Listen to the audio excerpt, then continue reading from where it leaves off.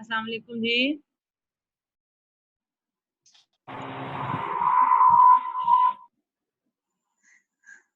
अस्सलाम वालेकुम जी, क्या हाल चाल है आप लोग का? बिल्कुल ठीक ठाक मैम, आप कैसी हैं? अल्लाह का शुक्र, ठीक ठाक कायम डटे हुए हैं। Ma'am we can understand. बस अल्लाह ताला ना, मैं तो यकीन माने कितनी दिल से ये ख्वाहिश कर रही हूँ कि बस अल्लाह ताला ये यूनिवर्सिटी ओपन हो जाए ताकि जो है चीजें जो हैं वो नॉर्मलाइज हो सके। आप सब बेचारे बच्चे रुलते हैं जी कि हम ऐसे हो रहे हैं वैसे हो रहे हैं जितनी चैलेंजेस जो है उनको फेस मेरे ख्याल से हम लोग करते हैं तो बड़ा मुश्किल हो जाता है बच्चों के साथ। तो खैर अल्लाह ताला से दुआ बड़ी ज्यादा है मेरी कि यार ये जल्दी जल्दी जो है ना ये हमारा ये खुल जाए, ओपन हो जाए। इंशाल्लाह मैम, इंशाल्लाह। और जी खालिद क्या हाल चाल है? किधर है खालिद? खालिद तो नजर ही नहीं आता ना, इसका कोई पता चलता है? किधर है हमारा प्यारा एसवीएल खालिद?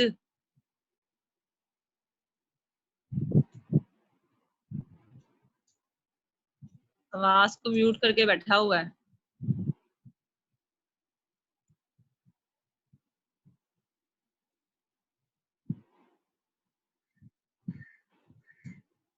अल्लाह का शुक्र मैं ठीक ठाक हूँ, लेकिन आपका भी तो ठीक होना जरूरी है।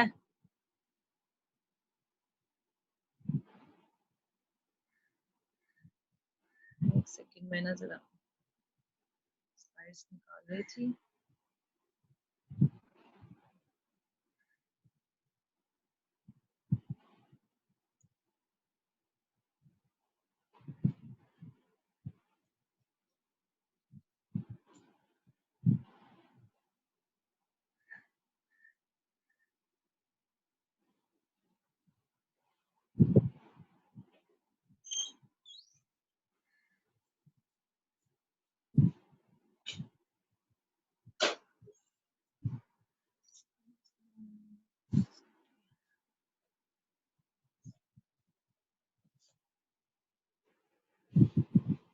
अच्छा जी, अब एक तो आज हम थोड़ा सा कुछ चीजों को भी देखते हैं और दूसरा आज हम अपना फाइनल जो प्रोजेक्ट है उसको भी हम डिस्कस कर लेते हैं कि किस तरह से हमने करना है, क्योंकि अब टाइम थोड़ा रह गया है हमारे पास।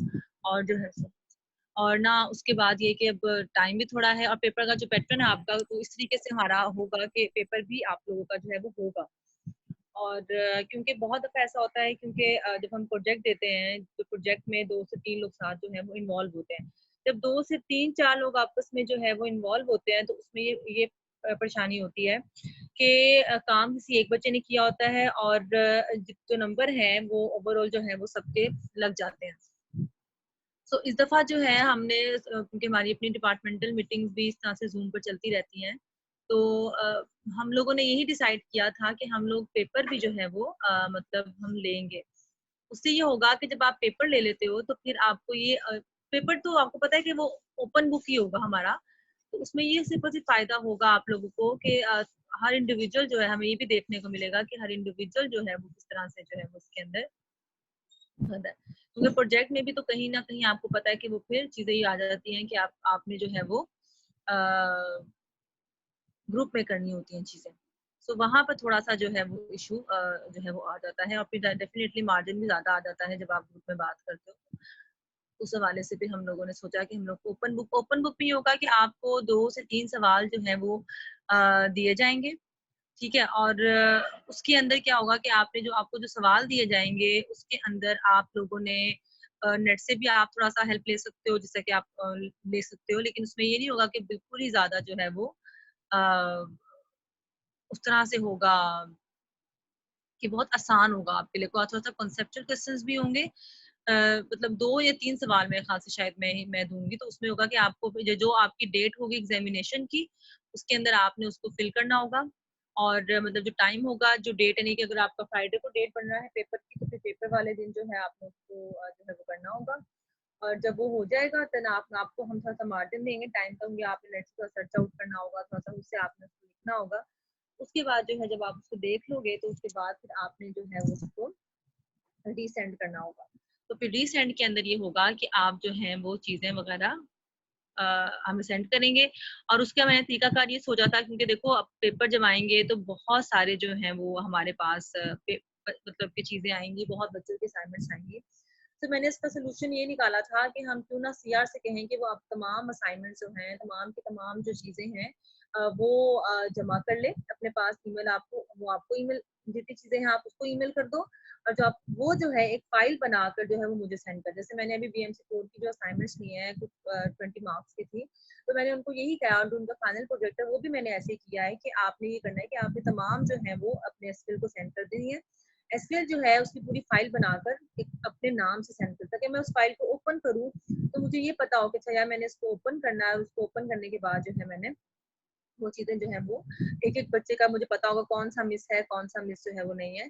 तो ये चीजें जो है आपको बहुत ज्यादा आसानी दे देती है, वरना तो इसमें ये मार्जिन नहीं होता कि किसी बच्चे का मिस हो सकता है। क्योंकि जब इतनी ईमेल्स आती हैं तो बहुत दफा ऐसा होता है कि आपकी जो चीजें हैं वो मिस जो है वो हो सकती हैं। बात समझ में आई? स्लाइड में ढूंढ रही हूँ, और अगर मुझे मिल जाए तो ये अल्लाह का एहसान होगा। समझ आ रही है सबको? अच्छा, ठीक है। तो आज हमने छोटे छोटे दो चीजें पढ़नी थी, ज्यादा मेरे पास स्लाइड्स नहीं है। उसकी जो जो चीजें हमने आज थोड़ी सी देखनी थी, और उसको हम वर्बली जो है वो डिस्कस करते हैं आप के साथ भी, और उसको जो है वो थोड़ा सा हम लोग आजकल की एग्जांपल्स के साथ भी हम उसको डिस्कस करने की कोशिश करते हैं।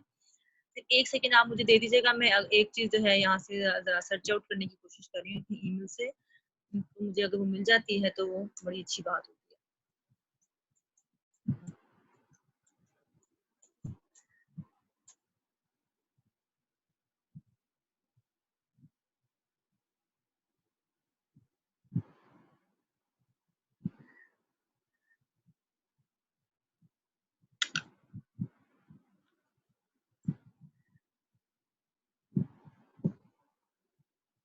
और इसके अलावा मुझे बताएं, आप लोगों की कल क्लास हुई थी एंटरप्रेन्योरशिप की, जी क्या बना उसका, कहाँ तक चल रहा है एंटरप्रेन्योरशिप? मैम अगस्त तक पढ़ाएंगे ये डिसाइड हुआ। एंटरप्रेन्योरशिप का? जी मैम। क्यों? मैम एग्जैक्ट रीजन तो समझ नहीं आई, लेकिन शायद मैम एक्सपो होना है, फिर कुछ और भी होना है, समथिंग लाइक दैट। अच्छा जी, ये बात है। तो क्या क्या चीजें चल रही हैं? कल मिस ने भी आज फर्स्ट टाइम क्लास ले ली, क्या हुआ क्लास में? कोई इशू इशू तो नहीं हुआ फिर create? Chit chat. Chit chat, yes. फिर चैट हुई? सही है। लेकिन देखिए ना, आप इन चीजों को थोड़ा सा जो है वो आप देखें कि अगर तो ये चीजें ना होती, आप लोग के ऑनलाइन भी टीचिंग हम नहीं करते, तो कितना डिफिकल्ट हो जाता इतनी क्लासेस का। माशाल्लाह से हम तकरीबन मिड के बाद से हम लोग ऑनलाइन ही चल रहे हैं। अगर देखें ना, ये चीजें अगर हम लोग ना करते तो फिर कितना ज्यादा जो है वो आप लोगों का भी जो है वो नुकसान जो है वो हो जाता।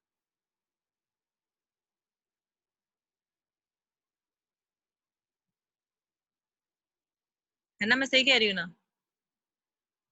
जी मैम। अच्छा, अभी मैं आपको एक स्लाइड जो है वो सेंड करूंगी, मीडिया एंड ग्लोबलाइजेशन की, ठीक है? जी मैम।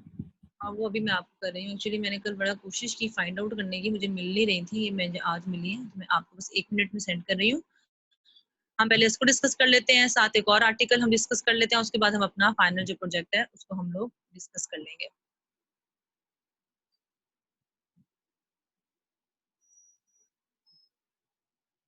सीना बंद कर दो जी।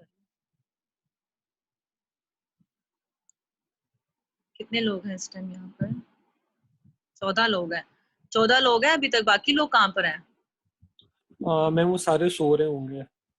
तो फिर सो रहे हैं तो फिर देख लो, इसके बाद कोई फायदा नहीं होता अगर आप सो रहे होते हो तो। इतना मैम टाइम नहीं। रिकॉर्डिंग। जी मैम। देखिए, आप लोगों को चाहिए ना कि आप उनको बताएं कि भाई क्लासेस इंपॉर्टेंट है, लास्ट क्लास है, अटेंडेंस का मुझे आप मीटिंग में कह रहे थे, लेकिन आप देखो जो बच्चा मौजूद है और जो बच्चा नहीं मौजूद है, इनमें फर्क नहीं होना चाहिए क्या? जी मैम। होना चाहिए ना। अगर जो बच्चा सुबह के टाइम, इतनी भी सुबह नहीं है ना कि आज मतलब कि आप 6 बजे ही मैंने जो है वो क्लास पढ़ाना शुरू कर दी है और आप लोग को सुबह सुबह 6 बजे मसला हो रहा है, तो मुझे लगता है कि 10 बजे बहुत टाइम होता है और 10 बजे के बाद तो रोजा भी मकरू हो जाता है, तो फिर रोज आपने उठना होता टाइम पे भी। ये मतलब तो नहीं है कि यार जो बच्चे अब इस टाइम मौजूद हैं उनकी तो मैं भी अटेंडेंस लगाऊंगी, बाकी लोगों की तो मैं नहीं लगा सकती ना। जी मैम। और फिर अगर हमने इतनी चीजें डिस्कस करनी है, बाद में फिर दोबारा से आप उन चीजों को उनसे डिस्कस करेंगे, तो फिर क्या फायदा है उस चीज का। जी मैम। मैं आपको लोगों को एक स्लाइड सेंड करने लगी हूँ, वो बस अब आपके पास आ रही है।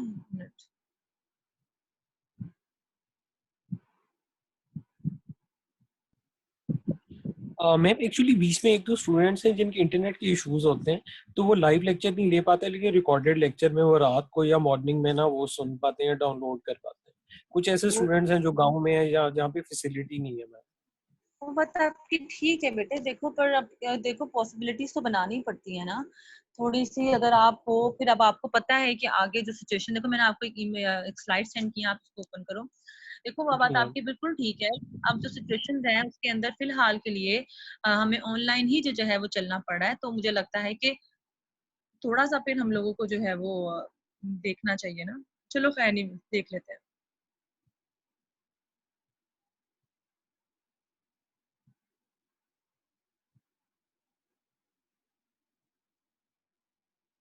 अच्छा, अब आप इन स्लाइड को ओपन करो। अच्छा, इस स्लाइड से पहले एक और आर्टिकल, एक और टॉपिक थोड़ा सा हम उस पर डिस्कस करते हैं, क्योंकि वो मैंने कभी स्लाइड से नहीं पढ़ाया, वो हमेशा मैंने आपको हमेशा अपनी क्लास के अंदर जो है वो आर्टिकल से पढ़ाया था। तो अब मैंने कहा अगर मैं आप लोगों को वो आर्टिकल जो है वो मैं देने दूंगी तो वो इतना बड़ा है कि वो आप लोगों से जो है वो आप लोगों ने पढ़ना ही नहीं है। उसका नाम था, उस आर्टिकल का नाम था, और जो पूरा का पूरा आर्टिकल था वो हर्बर्ट स्किलर ने लिखा हुआ था, not yet the post imperialist era. और इसका मतलब ये था कि जिसके जिसके अंदर, हाँ जी, कि जिसके अंदर जो है उसने बात की थी कल्चर इंपीरियलिज्म की। नहीं,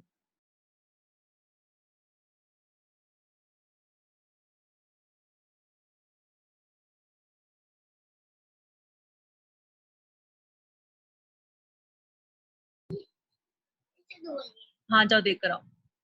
अच्छा, तो उसने कहा जी कि एक्चुअली जो हर्बर्ट स्किलर था उसने आर्टिकल लिखा था not at the post imperialist era. इसका मतलब ये है कि इस पूरे आर्टिकल के अंदर जो उसने बहुत इंपॉर्टेंट एक कॉन्सेप्ट दिया था वो था कल्चर इंपीरियलिज्म का। हमें पता है कि इंपीरियल, सबसे पहले हम बात करते हैं कि व्हाट इज इंपीरियल, इंपीरियलिज्म जो है वो क्या होता है। इंपीरियलिज्म का मतलब ये होता है कि जब भी कोई पावरफुल नेशंस किसी वीक नेशंस को morally, culturally, politically, economically, socially influence करने की कोशिश करती हैं, तो इसको इंपीरियलिज्म कहा जाता है। इसको हम कहते हैं कि आप किस तरह से अपनी ताकत का मुजाहरा दिखाते हो दूसरे को ना। इसका मतलब है कि इंपीरियलिज्म का मतलब होता है कि जब भी कोई पावरफुल नेशन जो हैं वीक नेशंस को इन्फ्लुएंस करती हैं, इसको हम इंपीरियलिज्म कहते हैं। और जब हम बात करते हैं कल्चर इंपीरियलिज्म की, तो कल्चर इंपीरियलिज्म का मतलब ये होता है कि जब कल्चरली तौर पे आप किसी भी पावरफुल नेशन जो है आपको जो है वो मजीद इन्फ्लुएंस करती हैं। जैसे कि फॉर इंस्टेंस आप देखो हमारे मुल्क के अंदर जितनी भी चीजें हम लोग यहाँ पर देखते हैं, अपना प्रोग्राम देखते हैं, हमारे डांस का कल्चर यहाँ पर आ गया, हमारे सिंगिंग का कल्चर यहाँ पर आ गया, हमारे जी वो जो बिग बॉस लगता था उसी तरह का एक प्रोग्राम जिसमें लड़कियां रहती हैं, वो चीजें आना शुरू हो जाती थी। तो ये तमाम की तमाम चीजें जो है ये हमारा अपना कल्चर मौजूद नहीं है इसके अंदर। ये तमाम की तमाम चीजें जो है हमने ली हुई है, हम इन्फ्लुएंस होते हैं। होता कहाँ से, आती कहाँ से चीजें आती हैं, पहले सबसे पहले आती है चीजें बाहर से।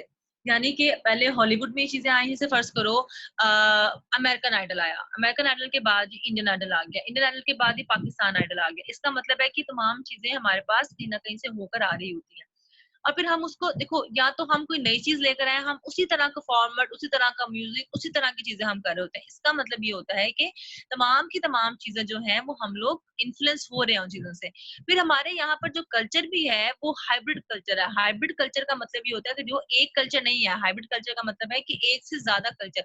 हम ऊपर ये जो जीन्स भी पहन रहे हैं और ऊपर हम लोग अबाया भी ले रहे हैं, तो मतलब जो स्कार्फ भी ले रहे हैं, तो इसका मतलब ये है कि हम लोग तो मिक्स कल्चर में रह रहे हैं, हमारा तो एक कल्चर ही नहीं है। सबसे पहले जब इसके ऊपर हर्बर्ट किलर ने आर्टिकल लिखा तो उसने कहा जी कि हमारे पास 3 तरह की नेशंस होती हैं। एक वो नेशंस होती हैं जो बिल्कुल अंडर डेवलप्ड होती हैं, एक वो नेशंस होती हैं जो कि डेवलपिंग होती हैं, जो कि अभी तरक्की के मराहिल से गुजर रही होती हैं, और एक नेशन वो होती है जो डेवलप्ड होती है। डेवलप्ड नेशन वो होती है जो कि बहुत हद तक जो है वो चीजों को बेहतर कर चुकी होती है। तो इसका मतलब ये है कि उसने कहा जी कि जो अंडर डेवलपिंग नेशंस होती हैं और जो हमारे पास डेवलपिंग नेशंस होती हैं, इनको बड़ा आसान होता है कि इनको हम लोग जो है वो कैप्चर कर सकें, या इनको हम लोग जो है वो इन्फ्लुएंस जो है वो कर सकें। तो उसने कहा जी कि एक्चुअली सबसे पहले ये समझा जाता था कि जी जो अमेरिका है वो बहुत बड़ी सुपर पावर है ना हमारे पास, जो स्टिल अभी भी आप देखो, लेकिन जो हालात अब के हैं, तो अमेरिका भी एकदम से बैठ गया ना, जैसे इटली वालों ने सरेंडर कर दिया, इस तरह से ऐसा लगता है कि जैसे अमेरिका के अंदर भी तमाम चीजें बहुत ज्यादा आना शुरू हो गई हैं। लेकिन आहिस्ता आहिस्ता जो है ये कल्चर जो है, अब हम अच्छा एक और चीज बड़ी ज्यादा हम देखते हैं, इस आर्टिकल के अंदर ना कुछ सवाल भी पूछे गए और उनका जवाब भी इस आर्टिकल में दिया गया। ये आप लोगों की जो किताब है ना, मैं सॉरी, ये है जी, कौन सी कीवर्ड्स है, मीड, मीडिया, अभी मैंने आपको ना 2 बुक्स दी हुई हैं, उसके अंदर जो आपकी दूसरी बुक्स है ना जिसका नाम की वर्क से एंड होता है, ठीक है, मीडिया कल्चर एंड की वर्क्स, इसके अंदर ये आर्टिकल है हर्बर्ट स्किलर का, not yet the post imperialist era. अगर आप में से किसी को टाइम लगे तो आप उसको एमी से गो थ्रू कर लेना। इस आर्टिकल में उसने बहुत सी चीजें बताई। उसने कहा जी कि हम एक तरफ ये कहते हैं कि जी अब हर मुल्क जो है वो इंडिविजुअल हो चुका हुआ है, वो अपनी चीजें खुद से करता है, लेकिन अगर अभी भी आप इसका कंटेंट जो है वो देखें तो आपको अंदाजा होगा कि इसके अंदर जो कंटेंट दिखाया जा रहा है वो कहीं ना कहीं प्लेजरिज्म किया जाता है। हमारे मुल्क में सोप्स का कोई कॉन्सेप्ट नहीं था। 13 किस्तें लगती थी ड्रामों की, और उसके बाद ही वो ड्रामा जो था वो 13 किस्तों के बाद या 14 किस्तों के बाद पता था कि ये खत्म हो जाएगा। लेकिन हुआ क्या कि अब हमारे यहाँ पर जैसे इंडिया में होता था कि सोप्स का कॉन्सेप्ट था, जी विच टाइप की औरतें दिखाई जाती थी जिन्होंने साड़ियाँ पहनी हुई होती थी, जिन्होंने चीजें पहनी हुई होती थी। अब यहाँ पे क्या, हमारे मुल्क में भी चीजें आना शुरू हो गई, हमारे मुल्क के अंदर भी सोप्स का कॉन्सेप्ट आना शुरू हो गया। सुबह से शाम आप देखेंगे कि 9 बजे डेली बेसिस पे ड्रामा लग रहा है जिसका कोई एंड नहीं है ना, कोई एंड जो है वो नहीं है उसका। इसका मतलब ये होता है कि with the passage of time हम ये कहते तो हैं कि जी हमारा अपना कंटेंट है। इसमें उसने एक बहुत बड़ी एग्जांपल दी, उसने कहा जी कि ब्राजील ने अपना एक नया चैनल जो है ओपन किया। उसने कहा जी कि हम लोग अपना जो हमारा जो इस आर्टिकल की बात बता रही हूँ, इस आर्टिकल में लिखा था कि ब्राजील ने अपना जो चैनल जो था इंट्रोड्यूस कराया, जो कि 128 मुल्कों के अंदर देखा जाता था, और उनके मुताबिक जिसका इसका सारा कंटेंट जो था वो खुद ब खुद जो सारा था उन्होंने खुद डिजाइन किया था। लेकिन जब उसको चैनल आया और उसका जो कंटेंट देखा गया, तो उसका जो कंटेंट था वो भी काफी हद तक अमेरिका में जो लगती थी चीजें उससे के कंटेंट के साथ मिलता जुलता था। इसका मतलब ये होता है कि जब हम कल्चर इंपीरियलिज्म की बात करते हैं तो इसका मतलब ये है, अब आप ये चीज देख लो, हमारे यहाँ पे KFC का कल्चर, हमारे यहाँ पे मैकडोनल्ड्स का कल्चर, हमारे यहाँ पे बर्गर्स का कल्चर, हमारे यहाँ पे जो ब्रांड का कल्चर लेविस हो गया, इसके अलावा और बड़े बड़े ब्रांड्स हो गए, सारा का सारा कल्चर जो है वो, अब हम लोग ब्रांडेड कपड़ों से नीचे नहीं आते। पहले तो हम लोग दुकानों पे जाते थे और जाके, इवन अभी भी हम लोग ऐसे ही करते हैं कि हम लोग जाते हैं मार्केट और हम लोग ब्रांड के ऊपर अगर जाने लगे तो मुझे लगता है कि ब्रांड का कपड़ा तो है वो इतना महंगा होता है, बेशक बहुत अच्छा होता होगा, लेकिन इतना महंगा होता है कि लेकिन हम लोग ब्रांड कॉन्शियस हो गए हैं, जो कि नहीं होना चाहिए था ब्रांड कॉन्शियस हम लोग को। फिर क्या है जी, हमारे यहाँ पर थीम पार्क्स का कॉन्सेप्ट नहीं था, अब हमारे यहाँ पे थीम पार्क्स बनना शुरू हो गए। तो ये सारी की सारी चीजें जब हम बात करते हैं तो ये सारी इंपीरियलिज्म के अंदर आती हैं, ठीक है। तो यहाँ पर हर्बर्ट स्किलर ने जो बात की थी, उसने ये बात की थी कि जो कल्चर इंपीरियलिज्म होता है उसका मतलब ये होता है कि इसकी अगर हम डेफिनेशन देखें, उसकी डेफिनेशन होती है कि जब जो पावरफुल नेशंस होती हैं वो किस तरह से जो है वो वीक नेशंस को जो है वो कैप्चर करती हैं, किस तरह से इन्फ्लुएंस करती हैं। और चाहे आप ना भी कहो कि जी हम हमारा अपना है, लेकिन हम कहीं ना कहीं उससे इन्फ्लुएंस जो है वो हो रहे होते हैं। तो और हम उसको अडॉप्ट, हमें लगता है कि शायद हम देखो अभी जैसे बोल के ऊपर एक टैलेंट का हंट चल रहा है जिसके अंदर आपको गाना भी है, कॉमेडी भी है, म्यूजिक भी है, डांस भी है। अभी सब की सब चीजें क्या हैं, जो ड्रामों के अंदर हम कॉन्सेप्ट देख रहे हैं, जो ड्रामों के अंदर हम ड्रेसिंग देख रहे हैं, जो ड्रामों में हम चीजें देख रहे हैं, वो सारी की सारी क्या चीजें दिखाती है, वो यही दिखाती हैं कि किस तरह से जो है वो हम डिफरेंट कल्चर्स को अडॉप्ट करते जा रहे हैं। जी समझ आई यहाँ तक बात? जी मैम। तो इसके अंदर हर्बर्ट स्किलर ने कल्चर इंपीरियलिज्म का जो कंसेप्ट था इस तरह से एक्सप्लेन किया था। तो ये छोटा सा हमने इसको डिस्कस करना था। अच्छा, अब आप लोग जरा स्लाइड्स ओपन कीजिएगा। जी मैम कर रही। ठीक है। अच्छा, यहाँ पर उसने बात की है, हम यहाँ करेंगे मीडिया एंड ग्लोबलाइजेशन की बात करेंगे यहाँ पे, और हमारा ये लास्ट लेक्चर भी होगा, ठीक है। उसने कहा जी कि globalisation is the process by which the world is becoming increasingly interconnected as a result of massively increase trade and culture exchange. मैंने अभी आपको बात बताई कि उसने कहा ग्लोबलाइजेशन जो है ये एक ऐसा प्रोसेस है जो कि दिन ब दिन जो है ये बढ़ता जा रहा है, जिसकी वजह से आप डिफरेंट कल्चर्स के साथ इंटरकनेक्टेड हैं, डिफरेंट चीजों के साथ आप ट्रेडिंग कर रहे हैं, इवन आप बिजनेस कर रहे हैं, आप जो है वो डिफरेंट चीजें जो है आप कर रहे हैं। तो इसका मतलब है ग्लोबलाइजेशन का मतलब होता है कि जब आप डिफरेंट मुल्कों के साथ, डिफरेंट चीजों के साथ इंटरलिंक्ड हो जाते हैं, और उसके नतीजे में क्या है, आप एक अच्छी अमाउंट के अंदर आपका कल्चर भी एक्सचेंज हो रहा है, ठीक है, आप ट्रेड भी कर रहे हो। कल्चर एक्सचेंज का मतलब है कि आप डिफरेंट कल्चर अडॉप्ट भी कर रहे हो, ठीक है, अपना बिजनेस भी चला रहे हो। आप देखो यहाँ पे बैठे हो लेकिन आप ऑनलाइन ट्रेडिंग भी कर रहे हो, ऑनलाइन बिजनेस भी कर रहे हो, पता नहीं क्या क्या चीजें आजकल चल रही हैं। अब तो ऑनलाइन हमारी माशाल्लाह से जो है वो स्टडी भी होना शुरू हो गई है। और उसने कहा जी कि globalisation has increased the production of goods and services. The biggest companies are no longer national firms but multinational corporation with subsidiaries in many countries. उसने कहा जी कि अब ये नहीं रहा कि हम यहाँ पर, उसने कहा जी कि ग्लोबलाइजेशन की वजह से जो कि हम सर्विसेज दे रहे हैं, सर्विस का मतलब है जो प्रोडक्ट बना रहे हैं, जो गुड्स बना रहे हैं, वो भी इंक्रीज होना शुरू हो गया, उनकी प्रोडक्शन भी इंक्रीज होना शुरू हो गई है। और उसने कहा जी कि अब जो बड़ी बड़ी कंपनीज हैं वो सिर्फ नेशनल लेवल के ऊपर नहीं रही, वो अब मल्टीनेशनल बन चुकी हुई हैं, और डिफरेंट कंट्रीज के अंदर जो है वो उनका इंटरलिंक्ड उन्होंने करना शुरू कर दिया है। अब आप देखो, आप लोग यहाँ पर बैठे हुए हो और आप लोग यहाँ पर बैठ के अमेरिका में बात कर सकते हो, आप लोग कनाडा में बात कर सकते हो, आप लोग जर्मनी में, फ्रांस में, दुनिया का कोई कोना ऐसा नहीं है जिसके साथ बैठकर आप जिसके साथ आप इंटरकनेक्टेड नहीं हो सकते। तो ग्लोबलाइजेशन का मतलब ही यही होता है। और अब उसने कहा जी कि हमारा तो जो मुल्क है वो तो अब ग्लोबल विलेज बन चुका है ना, यानी कि यहाँ पर हर चीज अब आपस में इंटरलिंक्ड है। अब आपकी सोशल वेबसाइट्स की सारी चीजें, पहले था जी कि आपके पास एक कार्ड होता था जिसके जरिए आपने आपने फोन करना है और आपने फोन करके कहना है जिसमें 16 मिनट है, आपकी इतनी ही बात होती थी। अब आपके पास इतनी वेबसाइट्स हैं, आपके पास इतनी ज्यादा सोर्सेज हैं, इतनी ज्यादा चीजें हैं जिसके जरिए आप इस दुनिया के किसी कोने के अंदर कोई बंदा मौजूद हो, आप उससे बात कर सकते हो। तो उसने कहा जी globalization has been taking place for 100 years but has speeded up enormously over the last half century. उसने कहा जी सेंचुरी।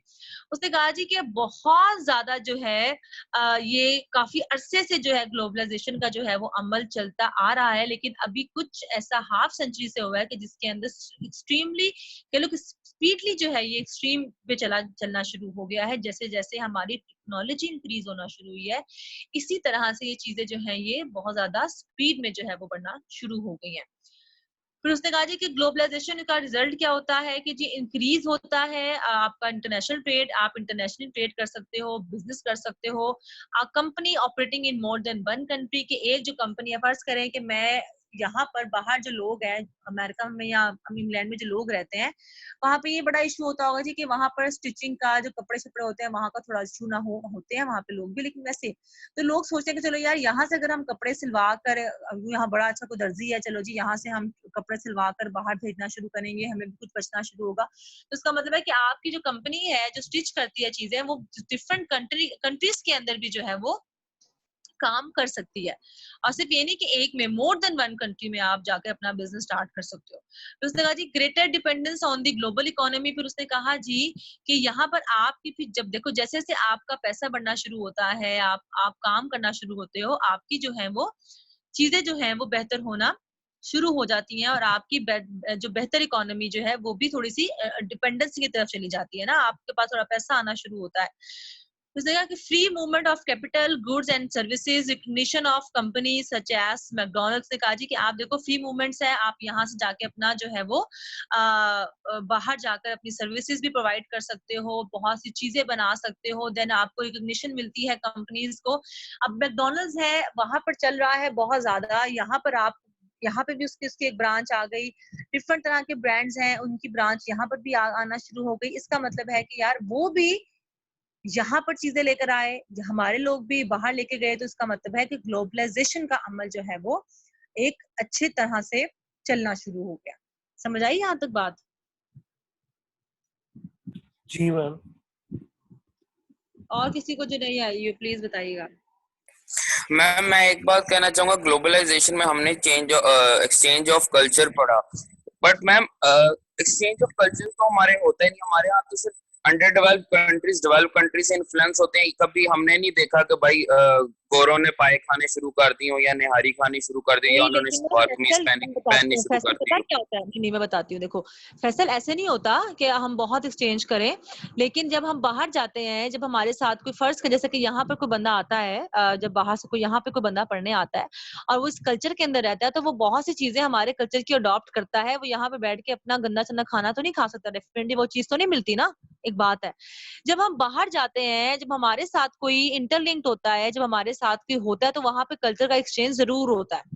हमने जब मिक्स कल्चर पढ़ा था फैसल, ठीक है, तो हमने देखा था कि मिक्स कल्चर के अंदर या हम अपने कल्चर को शेयर करते हैं। जब आप बाहर जाते हैं और जब आप बाहर रहते हैं और आपको पता है जब यहाँ पे गोरे आते हैं ना, तो जब यहाँ पे हमारी कॉन्फ्रेंसेस वगैरह होती है, तो हमारे यहाँ पे लोग जितने भी गोरे यहाँ पर आते हैं वो शलवार कमीजें पहनते हैं, वो अजरक की चीजें पहनते हैं, यहाँ का फूड खाते हैं, यहाँ की चीजें खाते हैं, ऐसी बात, और उनको वो चीजें पसंद भी आती हैं। ऐसी बात नहीं है कि सिर्फ हम ही उन चीजों को अडॉप्ट कर रहे होते हैं, यानी ये नहीं होता कि हम 100% उनको कहेंगे जी वो चीजें हमारी अडॉप्ट करें, वहां पे जाके भी वही खाना खाना शुरू करें, लेकिन वो इस चीज को पसंद करते हैं, इन चीजों को लाइक करते हैं वहां पे जाकर। और उनके साथ फिर जैसे यहाँ पे लोग पढ़ने आते हैं, वहां पे भी बहुत ज्यादा अमाउंट में लोग पढ़ने जाते हैं, तो डेफिनेटली जिनके साथ आप इंटरलिंक्ड होते हो वहां पे अंग्रेज भी तो होते हैं ना, तो जब यहाँ पर चीजें अडॉप्ट होती हैं तो वहां पे भी वो जिन चीजों को कहीं ना कहीं लिंक जरूर करते हैं, और खाते पीते तो होंगे साथ ही, कल्चर भी एक्सचेंज होता है। Okay ma'am. देखो हम ये नहीं कह सकते कि 100% होता है, लेकिन देखो अब आप बाहर जाते हो, आपके साथ आपका आपका एक दोस्त बनता है जो कि अंग्रेज है, ठीक है, आप रूममेट भी हो और आप इकट्ठे भी रह रहे हो, फिर जब आप अपना फूड खाते हो तो वो अभी आपके साथ जो है वो चीज खाता है, पसंद करता है, तो चीजें कहीं ना कहीं जो है आप जब इकट्ठे रह रहे होते हो तो वहां पे चीजें थोड़ी डिफरेंट होना शुरू होती तो है। फिर उसने कहा जी कि global village concept by McLuhan and made roots existent ICT has dense space time enable society around the globe village living in borderless world। उसने कहा जी कि जो टेक्नोलॉजी है एक्चुअली ये बॉर्डरलेस हो गई है। जैसे कि हम बात करते हैं कि अब हमें नहीं, अब अगर हमने कोई चीज करनी है, अगर हमने कोई फर्ज करें इवन कि अब तो अगर हम लोगों ने कोई पैसे भी ट्रांसफर करने हैं, तो मुझे लगता है कि अब हमें बैंक में जाने की जरूरत नहीं है, हमें चेक काटने की जरूरत नहीं है। इवन कि मैंने बड़े बड़े सालों से अपनी चेकबुक नहीं देखी, क्योंकि मेरे पास जो है वो एटीएम तो चलो है ही है, लेकिन ऑनलाइन सारी की सारी फैसिलिटी मौजूद है। मैंने किसी को ट्रांसफर करना है कोई पैसा, तो मैं ऑनलाइन जो मेरे पास इसकी वेबसाइट ऑनलाइन जो मैंने एप्लीकेशन की हुई है उसके जरिए जो है मैं किसी को ना किसी को पैसे ट्रांसफर कर देती हूँ। ठीक है, होता है क्या है कि आसानी हो जाती है, मुझे कहीं जाना नहीं पड़ता, किसी को जाके रकम देनी नहीं पड़ती है, अगर मैं अपने सर्कल की बात करूं। इसके अलावा क्या होता है कि अगर हमने कोई फर्ज करो कि अगर हम लोगों ने किसी को और ट्रांसफर करना है तो इजी पैसा मौजूद हो गया, ठीक है, ये चीजें जो है मौजूद हो जाती हैं, आप अपना अकाउंट नंबर शेयर कर देते हो, उसके ऊपर घर बैठे हुए आप हर चीज। तो उसने कहा जी कि अब सिर्फ पैसे की बात भी नहीं है, हमारा जो स्पेस है, हमारा टाइम है, बहुत ज्यादा टेक्नोलॉजी ने बचा लिया है। आपके पास इतने ज्यादा सोर्सेज और रिसोर्सेज हैं जिसके जरिए आप दुनिया की किसी जगह पे भी, यानी कि दुनिया की अब ये बॉर्डरलेस वर्ल्ड हो गई है। उसने कहा कि अब आप कहीं पे भी किसी तरह से भी बात कर सकते हो।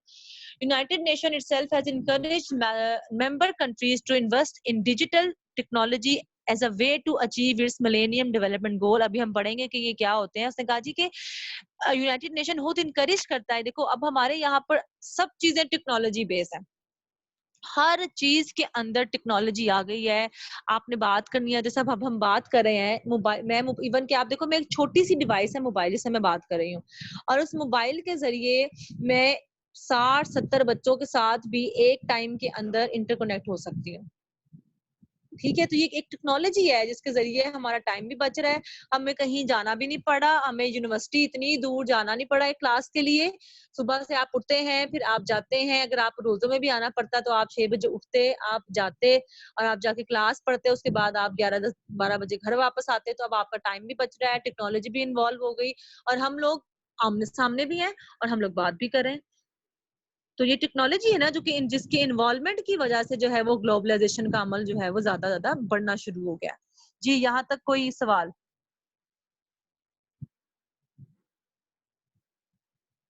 नो मैम, क्लियर है। अच्छा, this call will be end in 9 minutes. Okay जी। उसने कहा जी कि अगली अगली उसने जी का बताया जी कि the term globalisation is linked, यहाँ पे डिफरेंट तरह की उसने हमें जो है वो डेफिनेशंस बताई हैं। उसने कहा जी कि इंसाइक्लोपीडिया जो है ब्रिटानिका कहता है जी कि ग्लोबलाइजेशन एक ऐसा प्रोसेस है जो कि हम डेली अपनी लाइफ के अंदर एक्सपीरियंस करते हैं। देखो, हम डेली की बेसिस पे हम आपस में बात करते हैं, डेली की बेसिस पे मैं अपनी सिस्टर से बात करती हूँ, डेली की बेसिस पे मैं ऑनलाइन चीजों को देखने की कोशिश करती हूँ, कोई शॉपिंग करने की कोशिश करती हूँ, मुझे कोई किचन की ग्रोसरी अच्छी लगती है, किचन की कोई गैजेट अच्छा लगता है, उसको मंगवाने की कोशिश करती हूँ, और मैंने एक दफा मंगवा लिया तो मेरे घर में वो चीज आ गई। इसका मतलब है कि हम डेली की बुनियाद के ऊपर ग्लोबलाइजेशन को हम लोग प्रैक्टिस कर रहे होते हैं, और हमें लग रहा होता है कि क्या, लेकिन हमें पता नहीं कि ये अमल जो है जिसके जरिए हम डिफरेंट चीजों के साथ इंटरकनेक्शन में आते हैं, इसको हम ग्लोबलाइजेशन कहते हैं। तो उसने कहा जी कि globalisation stress convergence of pattern of production and consumption and resulting homogenisation of a culture. उसने कहा जी कि जो ग्लोबलाइजेशन है एक्चुअली ये स्ट्रेस करती है। देखो, अब हमारा प्रोडक्शन करने का, अब हमारा चीजों को बेचने का तरीका बड़ा डिफरेंट हो गया।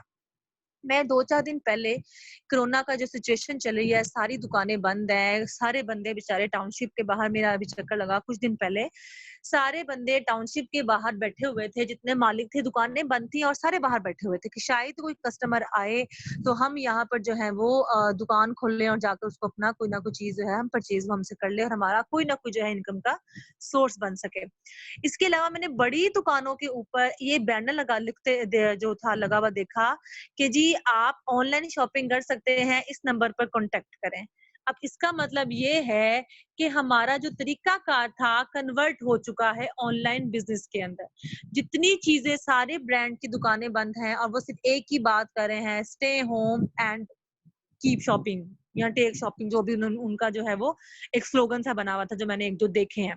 इसका मतलब है कि तमाम की तमाम चीजें जो हैं, जो उसके अंदर हम ये बात करते हैं कि अब हमारा सारा का सारा जो फॉर्मेट है वो चेंज हो चुका हुआ है, प्रोडक्शन का तरीका चेंज हो चुका हुआ है। अब सारी की सारी चीजें जो हैं वो ऑनलाइन पे चली गई हैं। और इससे पहले भी, ये नहीं था कि ये अभी सिचुएशन हुई है कोरोना की, इससे पहले भी अगर आप कभी देखें, आप कभी फेसबुक खोलें, तो जितना भी तरीकाकार है आपकी चीजें खरीदने का, लेने का, बच्चों की शॉपिंग से लेकर बच्चों की एक एक ग्रोसरी तक की एक एक चीज तक जो है हमारे पास अब ऑनलाइन जो है वो आना शुरू हो गई। यानी कि आपने एक क्लिक करना है, आपने एक ऑर्डर करना है, और तमाम की तमाम चीजें जो है वो आपकी ऑनलाइन जो है वो चलना शुरू हो गई हैं।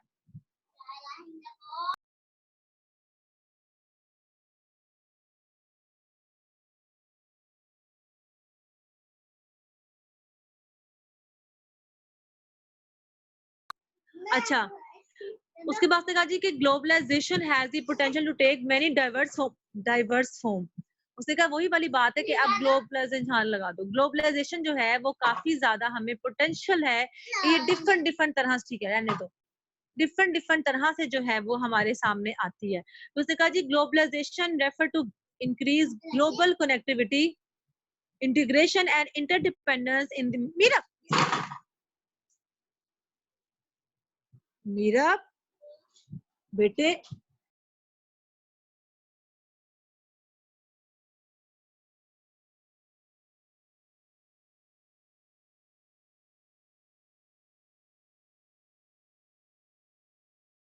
लगेगा, नहीं आपको करंट लगेगा बेटे में। अच्छा, लैपटॉप पे लगा दो लेकिन उधर से ना करना, आपको करंट लगेगा।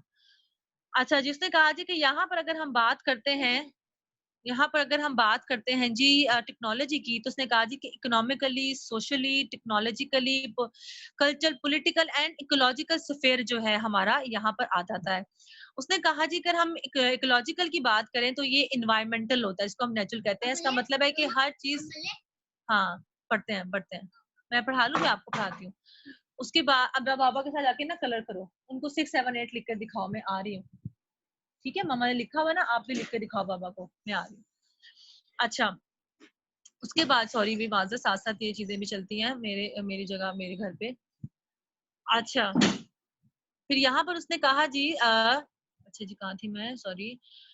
हाँ, उसने कहा जी कि ये तमाम की तमाम चीजें बहुत चेंज हो चुकी हुई हैं। आप इवन ये देखो कि हमारा इन्वायरमेंट किस हद तक चेंज हो चुका है। क्यों? पहले अगर हम बात यहाँ पे उसने कहा जी ग्लोबलाइजेशन कैसे आ सकती है, टेक्नोलॉजी कैसे आ सकती है, हर एक के पास तो गाड़ियां हैं। हर हर बंदे के पास, अल्लाह ताला माफ करे, कोई अफोर्ड कर सकता है या ना कर सकता हो, इतनी गाड़ियां हैं, इतना इतना ज्यादा धुआं है, इतनी ज्यादा चीजें हैं कि हम ये कह सकते हैं कि अब हमारा इन्वायरमेंट ग्लोबल वार्मिंग हो चुकी हुई है। गर्मियां कब आती हैं, सर्दियां कब आती हैं, समझ ही नहीं आती है। पहले था जी कि इस टाइम के बाद गर्मियां आना शुरू हो जाएंगी, इस टाइम के बाद सर्दियां आना शुरू हो जाएंगी। अब लगता है कि सर्दियां तो आ ही नहीं रही है, इतना टाइम हो गया। सर्दियां आती हैं तो एक्सट्रीम आती है, समझ ही नहीं आती है। तो इसका मतलब है कि हर चीज के अंदर जो है वो हमारा अब चेंज जो है वो, ठीक है, हम कर लेंगे 3 दिन बाद जो है इसको ज्वाइन। तो उसने यहाँ पे बात की जी कि किस तरह से हर तरह से जो है वो चैलेंज जो है वो हमारे लिए वो आना शुरू हो गया हुआ है। तो उसने कहा जी कि अगर हम बात करें ग्लोबलाइजेशन की और मीडिया की, तो उसने कहा जी कि practically no globalisation without media and communication, कि जब तक अगर मैं ये हमारे पास ये जूम ना हो, हमारे पास स्काइप ना हो, हमारी ये मीडिया एक मीडिया की टर्म है ना, अगर हमारे पास ये चीजें ना हो तो फिर हम कम्युनिकेशन कैसे करें? अगर मेरे पास फोन नहीं है तो मैं कम्युनिकेशन कैसे करूंगी? 1100 वाला मोबाइल फोन तो मैं नहीं रख सकती ना, जिसके अंदर सिर्फ टच हो, वो जिसके अंदर सिर्फ आप सिंगल मैसेज कर सकते हो। आजकल तो वो भी नहीं, उसकी इसके बगैर गुजारा नहीं है। तो इसके लिए कहा जाता है कि जब तक आपके पास टेक्नोलॉजी नहीं है और मीडिया आपके पास नहीं है, देन आप ग्लोबलाइजेशन हो ही नहीं सकती है। कैसे होगी ना आप ग्लोबलाइजेशन? उसने कहा जी कि progress has been facilitated by a world wide trend toward deregulation and privatisation of the mass media. उसने यहाँ पे ये बात की है कि अब क्या है कि जब हम प्राइवेटाइजेशन के अंदर गए हैं, स्पेशली खास करके अगर हम मीडिया की बात करते हैं, अब मीडिया के अंदर जब तक हम प्राइवेट नहीं थे तब तक हमारे पास जो इंफॉर्मेशन का जो एक फ्लो था या इंफॉर्मेशन सोर्सेज थी, ये बहुत ज्यादा लिमिटेड थी। जैसे जैसे हम प्राइवेटाइजेशन की तरफ जाना शुरू होते हैं, उतना ज्यादा जो है वो हमारे पास सोर्सेज ज्यादा है इंफॉर्मेशन के, हमारे पास लोगों से बात करने की ज्यादा चांसेस होते हैं एज कम्पेयर टू तब जब हमारे पास कोई ना कोई एक ही चैनल होता है, वहां पे एक ही तरह की इन्फॉर्मेशन आती है, एक ही चैनल लोग आते हैं। तो यहाँ पे उसने कहा जी कि globalization, the growing integration of economics and societies around the world has been one of the most hotly debated topics in international economies over the past few years. ने कहा जी कि ग्लोबलाइजेशन की अगर हम बात करें, किस तरह से हमारी जो सोसाइटीज हैं, हमारी जो इकोनॉमीज हैं वो चेंज होना शुरू हुई है, ये एक बहुत बड़ी डिबेट है जो कि कुछ सालों से चलती आ रही है कि ग्लोबलाइजेशन के नताइज जो हैं वो क्या क्या हो रहे हैं। अब इसको जो है जब ये 1 मिनट बाद बंद होगा तब सब हम अगली वाली स्लाइड जो है वो स्टार्ट करेंगे, ताकि हम एकदम से बंद ना हो जाए।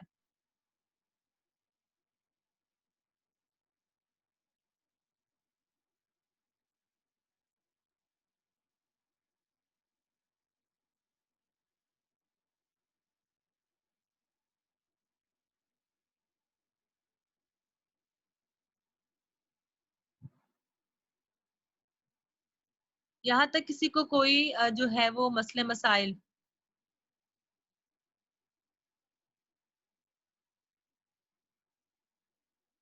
नो मैम, समझ आ गया, थैंक यू।